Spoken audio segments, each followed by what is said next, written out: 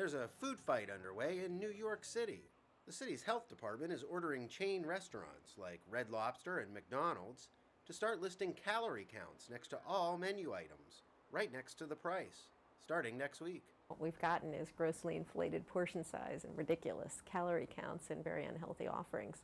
They've been taking their own decisions on providing information, and they do it in ways that fewer than 5% of people see it.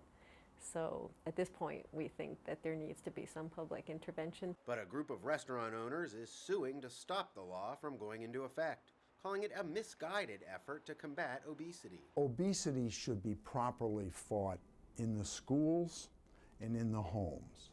The calorie count would be listed on menu boards and printed menus, next to food items and alcoholic and other beverages. Those who eat out in New York seem to support the new law. And that way people could balance their diet and are more aware of what they eat. So I think it's a great idea too. I mean, there's no harm in it. It's just keeping the people informed. Well, everybody's watching their weight. Everybody. I just think it's great. The city health department is targeting chain restaurants, saying they have the biggest market share and tend to offer high-calorie, large-portion menu items. Chuck Hunt of the New York State Restaurant Association says one of the reasons they are suing to stop the law is because owners believe it will soon be expanded to apply to all restaurants in the city.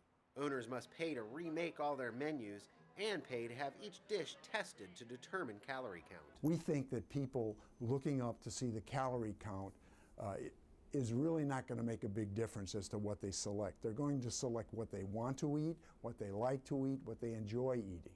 If they're very concerned about calorie information, why can't they get it in another way that isn't as cumbersome and as expensive for the restaurants? The health department says that over the next 5 years, it hopes the measure will slash the number of diabetes cases in New York City by 30,000 people and reduce obesity by 150,000 people. Ted Shaffrey, The Associated Press, New York.